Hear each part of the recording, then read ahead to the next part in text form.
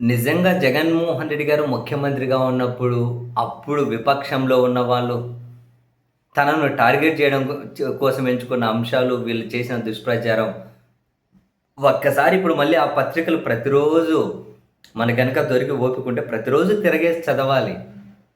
ఎంత ఎంత నవ్వుకోవచ్చో సీరియస్‌లీ. ఇప్పుడు జరుగుతున్న పరిణామాలను కంపేర్ చేసుకుంటే.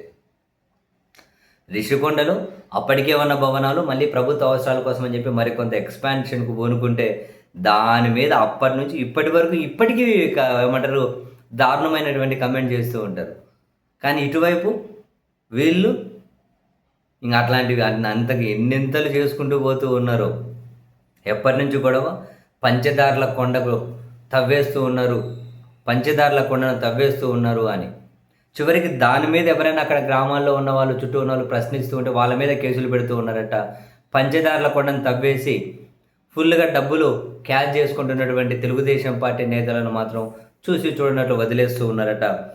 దీన్ని కాపాడి ఇక్కడ గనక మైనింగ్ ఆపకపోతే, ఈ తవ్వడాన్ని ఆపకపోతే ఇక మరింత తీవ్ర ఉద్యమం చేస్తాము అని ఈ నెల 20వ తేదీలోగా పంచదార్ల కొండ పరిధిలో ఉన్న 30 కిలోమీటర్లను నో మైనింగ్ జోన్‌గా ప్రకటించాలని, 21న చలో పంచదార్ల పేరిట రాష్ట్ర వ్యాప్తంగా వైసీపీ ఉద్యమిస్తుంది అని వైసీపీ నేతలు ఏకంగా గనక దీక్షకే కూర్చున్నారు. వైసీపీ నేతలు దీక్షకే కూర్చున్నారు.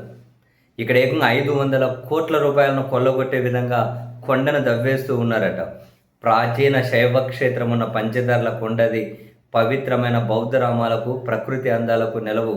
కొండ నుంచి వచ్చే జలాధారాలతో నిండే రిజర్వాయర్ తాగునీటికి, ఇతర అవసరాలకు దానిపై ఆధారపడిన గ్రామాల ప్రజలు ఇప్పుడు ఆ కొండపై విచ్చుకత్తుల్లాంటి గోళ్లతో పచ్చ మూలాలున్న గద్ద ఒకటి వాలిందని ఈరోజు ప్రధాన పత్రిక పెద్ద కథనాన్ని కూడా రాసుకుంటూ వచ్చింది. ఏకంగా ఆ మొత్తం మైనింగ్ విలువ 500 కోట్లకు పైమాటేనట. పంచాయతీ తీర్మానం లేదట, ప్రజాభిప్రాయ సేకరణ లేదట, మైనింగ్ శాఖ అనుమతులు లేవట, ఏమీ లేకుండా తవ్వేసుకుంటూ పోతూ ఉన్నారట.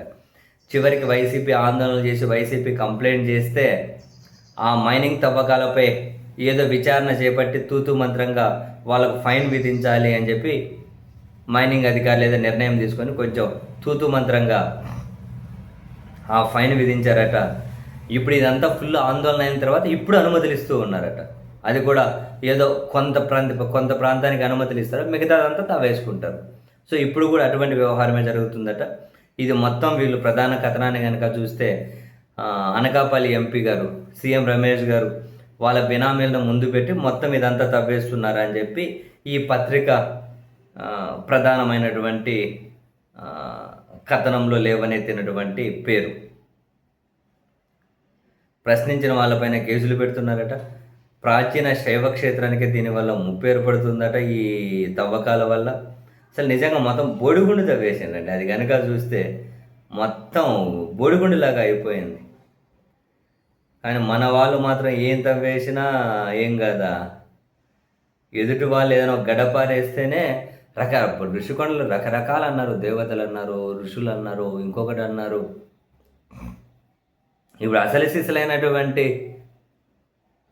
శైవక్షేత్రం అంట, ప్రాచీన కాలం నుండి ఉన్నది, దానికే ముప్పు ఏర్పడుతుంది, తవ్వేస్తున్నారని చెప్పి మొత్తం తవ్వుకుంటూ అక్కడ మొత్తం రకరకాల ఉద్యమకారులు, పర్యావరణవేత్తలు, ప్రజలు అందరూ అబ్జెక్ట్ చేస్తూ ఉన్నారు.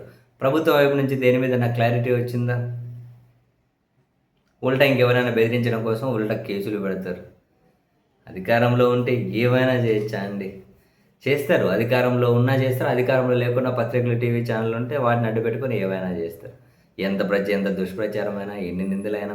నిజంగానే గత 5 సంవత్సరాల పత్రికలు మళ్ళీ ఇప్పుడు ఒకసారి తిరగేసి చదవాలయ్యా. ఇప్పుడు వీళ్ళు చేస్తున్నవన్నీ పక్కన పెట్టుకొని ఇప్పుడు ఇవన్నీ పత్రికలో ఇంత వార్తగా కూడా కనపడవు. కేవలం కొంత గుంపు స్వార్థ ప్రయోజనాల కోసం, ఆర్థిక ప్రయోజనాల కోసం ఏదైనా రాస్తారు, ఏదైనా మాట్లాడతారు. దాని మాయలో జనం పడిపోవాలి.